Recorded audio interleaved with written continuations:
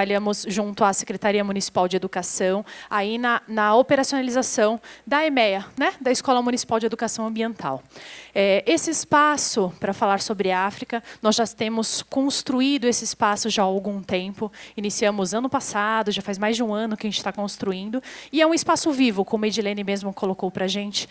Nós, a todo momento, estamos contando com colaborações de coletivos, né? Ao mesmo tempo, a gente está aprendendo e introduzindo outros conteúdos nesse espaço. O meu objetivo agora com vocês, eu e a Ágata, que somos do Instituto, nós vamos falar propriamente do espaço, o que vocês vão encontrar nesse local como apoio pedagógico para desenvolvimento com os alunos. E trazer um pouquinho dessa construção, né, das áreas, do espaço pedagógico e das possibilidades de desenvolvimento nesse local. Bom, vamos lá. Pode pular mais um? Aí. Esse espaço ele chama África... Diversidade ambiental, identidade e ludicidade. Vou começar um pouco mais sobre a área pelas áreas que abordam mais identidade e ludicidade como um todo. Antes de começar, a gente vai ter que voltar lá atrás no tempo, né? Para falar de África, ou como a professora Priscila gosta de dizer, Áfricas, né? Que são muitos povos, muitas culturas, um continente imenso, né? Pode passar. A gente, vindo lá das ciências, da arqueologia, a gente tem a África como berço da humanidade. Então, o Homo sapiens, ele é um dos nossos ancestrais diretos dos humanos. E nós temos aqui um pouquinho da evolução da nossa espécie, surgiu na África há mais de 300 mil anos. Então, são construções feitas há muito tempo, né? Dos hominídeos, né? A evolução, e a gente pode dizer que não existiria nenhum outro povo, nenhum outro continente, se não houvesse África, propriamente. Pode passar. Então, a gente traz aqui... Vai passando. A teoria da origem única, né? Que traz o Homo sapiens saindo de áreas específicas da África e povoando todos os continentes, né? Essa é uma das teorias mais aceitas hoje, principalmente porque os fósseis mais antigos foram encontrados em regiões da África, né? Pode passar. Sem continente africano não haveria humanidade. Bom, a gente conhece geralmente esse mapa que está à direita, né? Que é a divisão geopolítica dos países africanos. Entretanto, ao lado esquerdo, vocês encontram o mapa das fronteiras étnicas do continente africano. Então, a gente tem que lembrar que a África, como continente, também haviam povos originários antes dos colonizadores. Esses povos originários eram diversas etnias, diversas línguas, culturas, modos de viver, que, ao chegar à colonização, foi se dividido, né? Aqui é um país, aqui é Nigéria, aqui é Marrocos, né? E, então, a partir daí, muito do que nós recebemos como educação eurocêntrica vem da visão dos colonizadores, como a professora Priscila trouxe para a gente. E nós temos que considerar e entender esse cenário multilinguístico, multicultural do continente africano. Pode passar. Então, quando a gente fala de África, a população africana tem mais de 1 bilhão de pessoas, né? A gente ali tem um destaque para os 2 países que têm a maior densidade populacional, né? Na Nigéria, que está marcada ali no mapa, em torno de 200 mil pessoas. Em comparação com o Brasil, né? Na quantidade de pessoas, dá para a gente entender um pouquinho da densidade populacional dos nigerianos em comparação ao tamanho do território brasileiro. Mais uma curiosidade. Pode passar. Bom, ao iniciar a exposição, nós temos um raio-x da África. A gente traz algumas informações, e eu vou trazer algumas delas aqui para vocês, que são recortes para abrir o olhar a respeito dos povos africanos. Por exemplo, Nollywood, né? Quando a gente fala de produções de filmes, né? A gente tem um grande exemplo na Nigéria, que a ONU traz como segunda maior indústria de produção cinematográfica do mundo e a segunda atividade que mais emprega nigerianos. Então, lá eles produzem cerca de 200 filmes por mês. Os filmes são exclusivamente contando histórias sobre a África, sobre a Nigéria, né? Uma fonte vasta de mais de 250 línguas.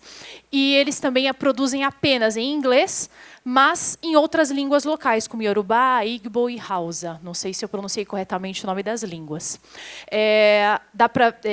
Quando a gente fala de produção de filmes, uma das coisas mais caras que a gente tem é a distribuição, né?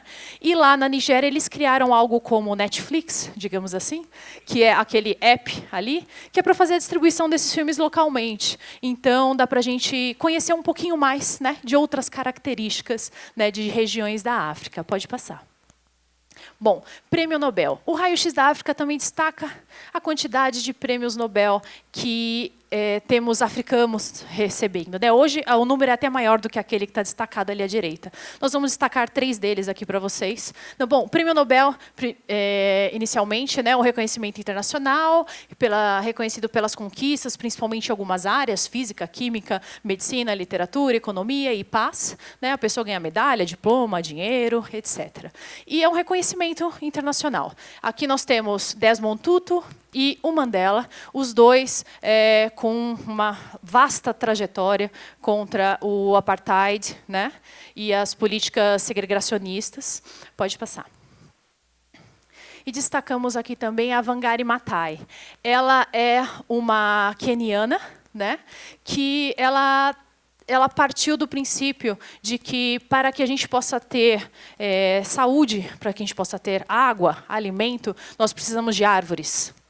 Então, a partir desse conceito, ela trabalhou, é um dos maiores nomes da conservação ambiental no mundo, promoveu o plantio de mais de 50 milhões de árvores. Esse nome no centro da tela, esse Green Belt Movement, é um movimento que ele ocorre nos dias de hoje, ele continua, e ele remunera mulheres de algumas regiões africanas para que elas façam plantios de árvores, e isso garante a subsistência de diversos povos locais. Né? Ela foi perseguida politicamente, acabou se tornando cargo de ministra do meio ambiente. Né? Então, a gente tem aí um exemplo de protagonismo na área da educação ambiental de uma queniana.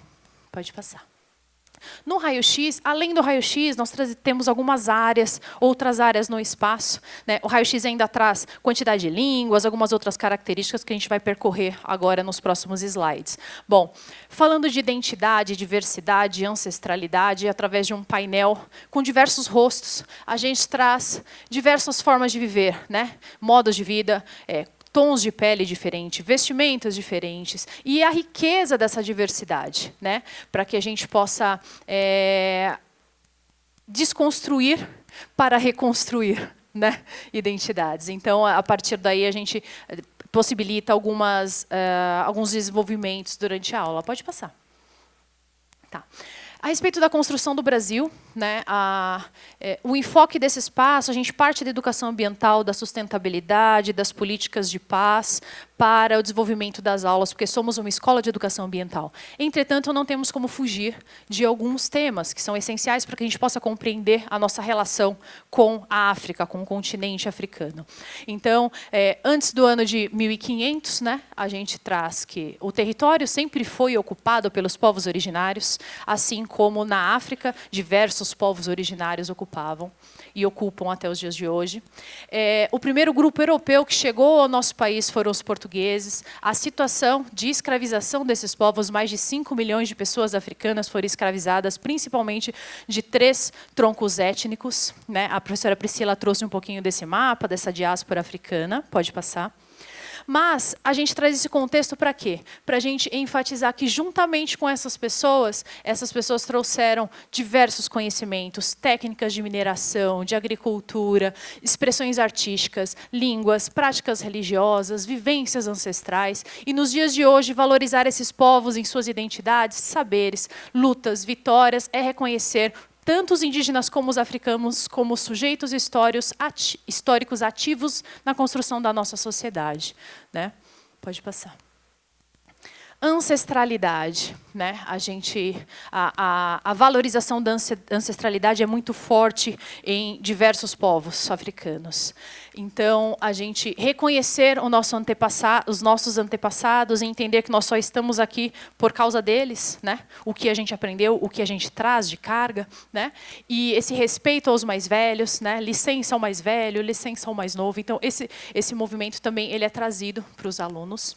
E a gente tem uma área também que fala um pouquinho sobre sobre música e dança, modos de expressão de resistência, uso do tambor, preservação e disseminação cultural do povo negro, além das próprias características de materiais naturais na construção desses instrumentos musicais e as suas sonoridades, né? Os alunos vão poder interagir com os instrumentos, ouvir os sons, conhecer um pouquinho da história de cada um deles. Pode passar.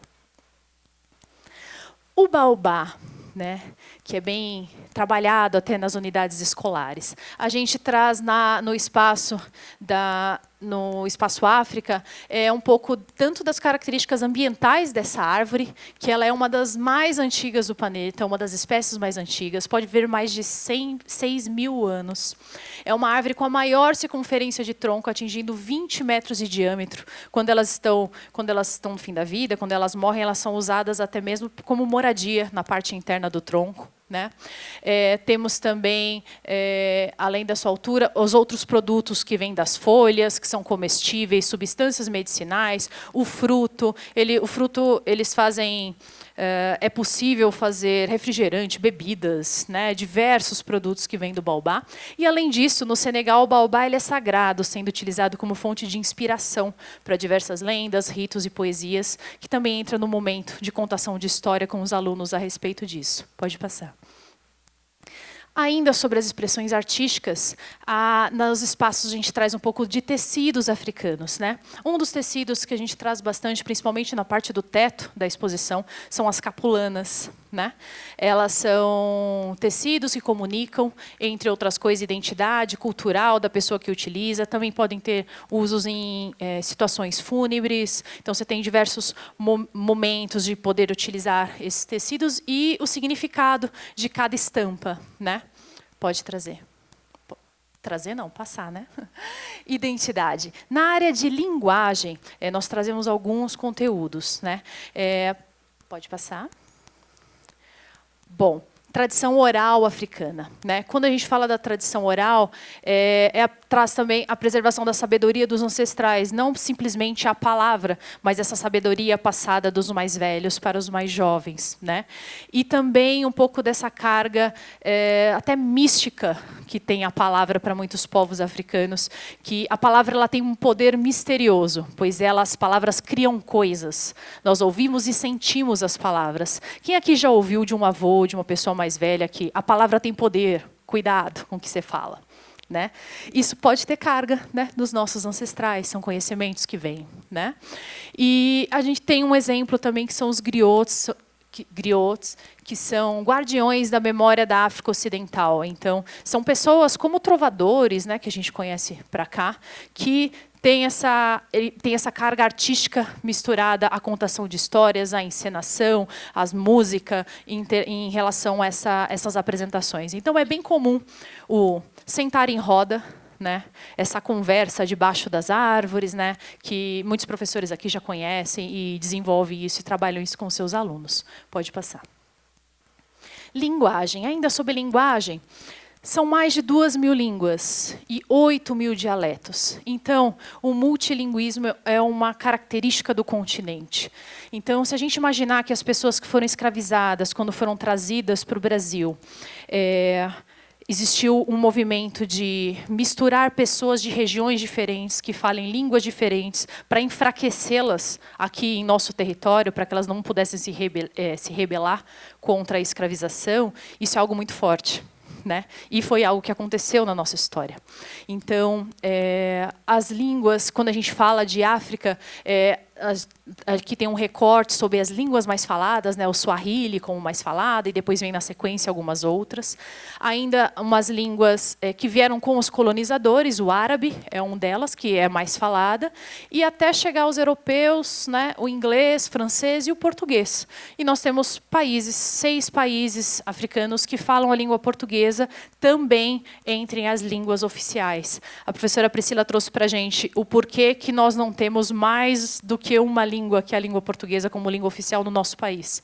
Isso é muito comum na África. Não existe um país africano que só tenha uma língua oficial. Nós temos, pensando em África do Sul, por exemplo, são 11 línguas oficiais. Então, isso é algo que fala muito, né, sobre a cultura dos povos que vivem ali.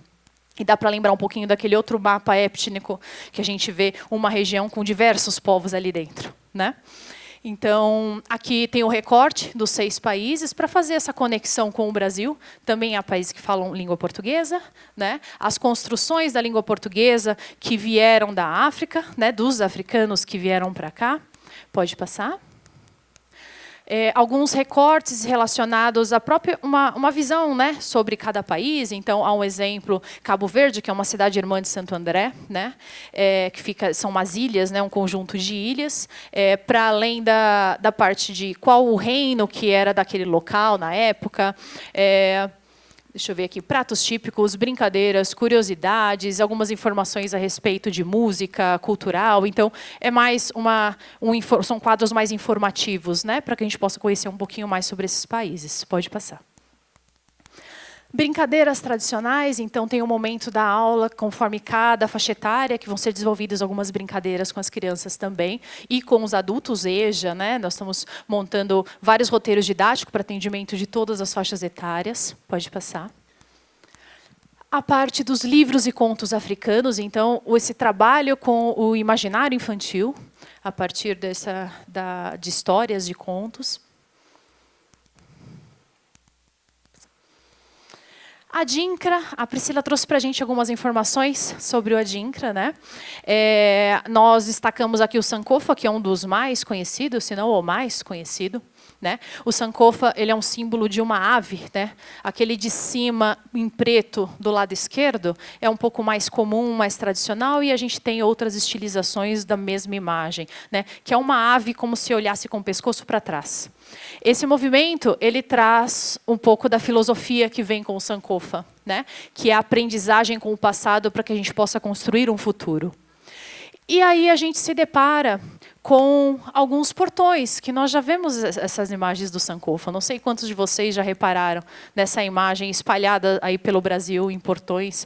Eu mesma, quando comecei a estudar um pouco mais, ano passado, a respeito de África, né, eu me lembrei que eu tive uma cama de ferro que tinha esse símbolo. Né? Pode passar. Então, os símbolos Adinkra são mais de 100 símbolos. Eles são utilizados, na maioria das vezes, em impressão em tecidos, como carimbos, né? Os carimbos construídos tanto em metal quanto em casbaça, usando materiais naturais para a produção deles. Pode passar. E também podem utilizar em outros objetos também esses símbolos. Aí tem alguns exemplos de Adinkra. Pode passar. E aí a gente traz uma reflexão, né, quanto à longevidade desses símbolos, né, pensando como essa escrita tão rica se tornou tão popular, mas ao mesmo tempo um grande apagamento de seus significados no Brasil. Então a gente vê diversos desses símbolos adinkras estampados, principalmente nos portões pelas cidades brasileiras. Pode passar. Uma outra área do espaço traz alguns provérbios africanos, né? Aquele lá de cima, ele traz: se chover em um de nós, chove em todo o nosso povo. Esse é um provérbio iorubá. O conhecimento é como um jardim. Se não for cultivado, não pode ser colhido. Quando a boca tropeça, é pior do que o pé. E tantos outros, né? A partir daí, a gente consegue desenvolver algumas discussões, né, com os alunos a respeito do significado desses provérbios, de como isso se aplica na vida, né, no dia a dia. Pode passar. Em protagonismo e inovação, nós destacamos algumas tecnologias de inovação voltadas à sustentabilidade. Então, há diversas produções pelo continente africano. A gente traz um pequenino recorte disso, só para trazer essas criações, né, das pessoas de diversos países africanos. Então, nós temos robôs que atendem pacientes, na época da Covid, que foram criados, mochila escolar que gera luz por energia solar. Então, em crianças que moram em comunidades onde não há energia elétrica, essas mochilas são distribuídas para as crianças, eles conseguem caminhar à noite e até estudar em casa, utilizando a luz gerada nessa energia com uma pequena plaquinha solar fixada na mochila. Sabão contra a malária, feita de material super de baixo custo. Turbina eólica sem lâminas. Então, a turbina eólica ela gera energia através do vento, né? São aquelas grandes pás. Só que aquelas grandes pás elas têm um impacto principalmente nas aves, né? Então, em rotas de aviões, o som que elas emitem. Então, elas geram um impacto para a produção da energia. Entretanto, há uma criação lá na África do... Deixa eu ver se eu encontro aqui. Vai passar o vídeo e vocês vão conseguir ver. Tem uma startup, né, que criou turbinas eólicas sem lâminas que conseguem produzir energia elétrica sem fazer uso dessas pás. Então, são alguns exemplos de inovação criados que vieram e vêm e que são produzidos, né, através em países africanos, de população africana. Pode passar. Diversidade ambiental. Antes dessa parte, a gente vai passar um vídeo para vocês da própria sala, para que vocês conheçam um pouquinho o espaço como um todo. E a gente segue na parte da diversidade ambiental, que é abordada no espaço. Prefeitura de Santo André e Secretaria de Educação apresentam África, diversidade ambiental, identidade e ludicidade. Conheça o novo espaço pedagógico da Escola Municipal de Educação Ambiental Parque Tangará, criado principalmente para os alunos e professores da Rede Municipal de Ensino de Santo André. Proporciona uma abordagem educacional sobre as relações étnicos-raciais em diversos campos do conhecimento, trazendo à tona narrativas, saberes, representações e práticas que reconhecem o papel fundamental dos povos africanos e afro-brasileiros na construção da nossa sociedade. Logo ao entrar no espaço, o Raio-X África apresenta características gerais do continente africano, com 54 países e mais de 2.000 línguas faladas, dentre outras características. A rica diversidade dos povos africanos é representada em painéis, proporcionando um espaço de reflexão sobre os conhecimentos ancestrais e a multiculturalidade na formação da sociedade brasileira. A história por trás da estética é representada por meio das capulanas, um tipo de tecido africano com estampas repletas de significados. Há uma área que possibilita aos alunos conhecerem alguns provérbios tradicionais africanos e símbolos adinkra, como o sankofa. As culturas africanas são intimamente conectadas com o uso sustentável dos recursos naturais. O espaço possibilita conhecer o protagonismo em ações de inovação e tecnologias sustentáveis, desenvolvidas em diversos países africanos. As linguagens, culturas e ludicidade são apresentadas através de totens sob 6 países africanos, que também falam a língua portuguesa. O espaço inclui instrumentos musicais de origem africana para sentir e ouvir os diversos sons produzidos e sua musicalidade.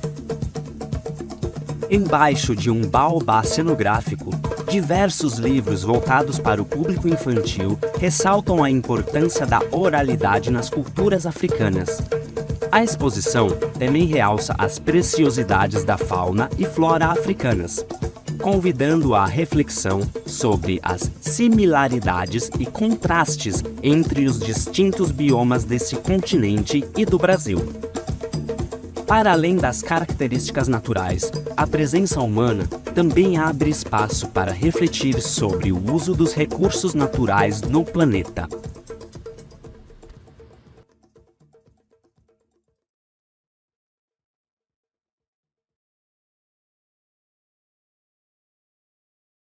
Boa tarde a todos e a todas.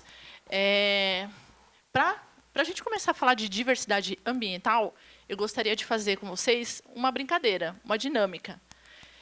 Posso pedir que vocês fechem os olhos? Não sei se estão com os olhos fechados, quem não quiser, tudo bem. Mas é só para ficar mais, entrar mais na brincadeira mesmo. Agora eu vou pedir para vocês que pensem num animal. Pensaram? Pode abrir os olhos. Quem aqui pensou no elefante? Levanta a mão. Olha. Quem pensou na girafa? Na zebra? Tamanduá? Eita, ninguém no tamanduá? Nem os biólogos? Não? Por que a gente fez essa brincadeira? Porque, assim, todas as crianças que vão até a IMEA, né, Parque Tangará, elas fazem uma pergunta assim que chega. Professor, tem elefante aqui? Tem girafa? Tem leão? Tem suricate? E aí a gente responde o quê? Não! Tem bicho-pau, isso é verdade. Porque o que eles estão vendo? Né? Qual que seria a realidade do que se assiste na educação infantil com os vídeos, né, desenhos animados, entre livros? O que eles estão vendo?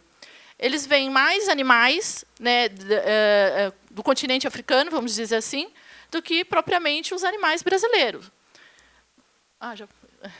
E aí é só para a gente entender que existe muito valor, sim, conhecer as espécies, né, a diversidade, né, de animais e plantas do continente africano, e precisa se ter um valor sobre isso, mas a gente traz também uma comparação com os animais que nós temos no Brasil.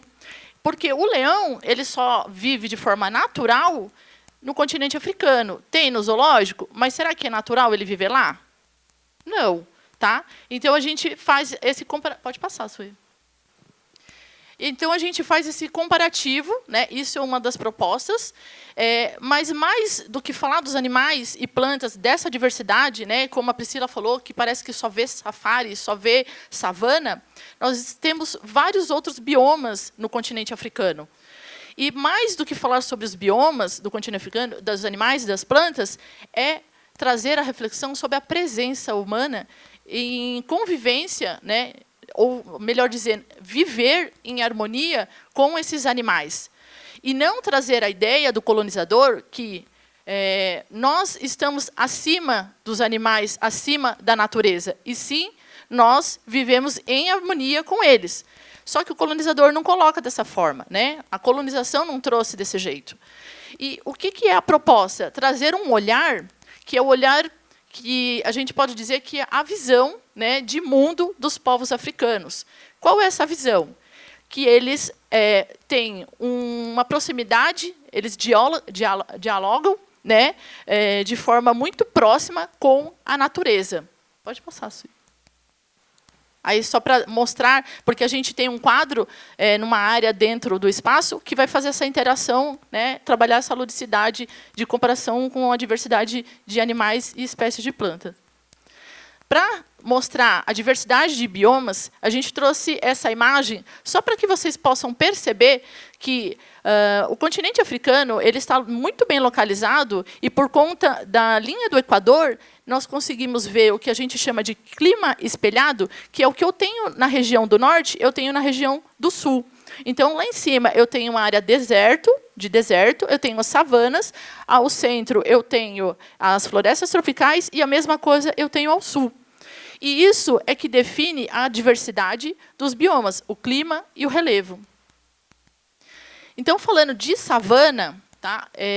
Quando a gente fala de diversidade e da presença humana em determinadas regiões, nos biomas, a gente lembra lá um pouco do que a Suí falou, das primeiras ondas de migração do Homo sapiens, né, onde ele teve que sair da região do Antigo Egito, né, depois da colonização, e ir para outras regiões do continente africano. E aí, eu pergunto para vocês, né, com essa diversidade de biomas, onde nós temos savana, deserto, floresta tropical, neve. Tem neve no continente africano? Vocês sabiam? Não? Vou mostrar só um pouquinho de curiosidade. E é assim, quando eu falo para vocês que vivem numa cidade, que vocês precisam ir para um lugar inóspito, como uma floresta, vai ser fácil ou difícil para vocês? Fácil ou difícil, gente? Difícil. E nessas primeiras ondas migratórias do Homo sapiens, quando ele foi se adaptando há muito tempo, tá? Isso não foi da noite para o dia, né? Eles foram para esses lugares. Né? Então, imagine o que foi se deparar nesses lugares e ter que se adaptar. Lembrando, o ser humano, o Homo sapiens, é que foi se adaptando a esses lugares. Então, a visão dele de mundo dos povos africanos, quando chegou nesses lugares, precisava assim enfrentar desafio, escassez, porque o que eles pensam, na verdade, assim, o colonizador, né, o Ocidente, o que tem de visão sobre abundância é diferente do que os povos africanos têm de visão de abundância. Então, eu estar super bem vestida aqui, por exemplo, é a visão do Ocidente. Mas a visão de abundância dos povos africanos, se ele tivesse aqui somente com uma camiseta ou um acessório, para ele isso é abundante. Então, nesses biomas, o que acontece? Esses povos, esses grupos, por exemplo, na savana, que a gente tem ali os povos Maasai, não sei se eu consigo pronunciar se é assim a forma correta, né? Eles se adaptaram a viver, né, em lugares ali que não tem tanta vegetação quanto uma floresta tropical, certo? E eles convivem em harmonia, né, com os animais que nós temos ali na savana, né, que é um clima mais seco. Em comparação, a gente traz um pouco o que nós temos no Brasil, que são os cerrados, e podemos sim chamar de savana brasileira. Tá? Então, quando vocês fizerem pesquisas, vocês colocam em savana africana, e aí vocês vão ver lá que vai ter savana brasileira também, tá? Por conta dessa proximidade tanto de vegetação quanto do clima. Quando a gente vai para as florestas tropicais, inclusive a floresta tropical do Congo, tá? É a segunda maior floresta tropical, porque a primeira é a do Brasil, na Amazônia. A gente pode trazer como curiosidade de presença humana, né, os povos de floresta, que também são povos indígenas lá, né? São povos originários lá, né? Os seus descendentes. Né? E aí a gente traz aqui os pigmeus, um dos grupos que vivem, né, lá. E eles se adaptaram a viver nessas florestas. Eles têm uma curiosidade que eles têm uma estatura baixa. Isso também foi adaptação para viver nessas florestas, que eles vivem até hoje de coleta de mel. E por que eu falo da coleta de mel? Porque, para subir nessas árvores que são gigantes, eles tinham que subir até o dossel, que é a parte mais alta dessas árvores. A estatura baixa ajudou a eles a fazerem isso. E eles comercializam até hoje. E aí um pouquinho, né, olha a foto, como é bem próximo, né, às florestas tropicais. Quando eu falo de deserto, tá? Imagine sair de uma floresta e ir para um deserto. É totalmente diferente, é totalmente oposto. Né? Imagine se adaptar no deserto.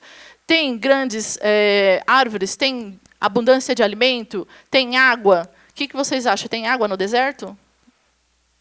Tem água no deserto. Tem neve no deserto? Tem neve no deserto. Vou mostrar para vocês.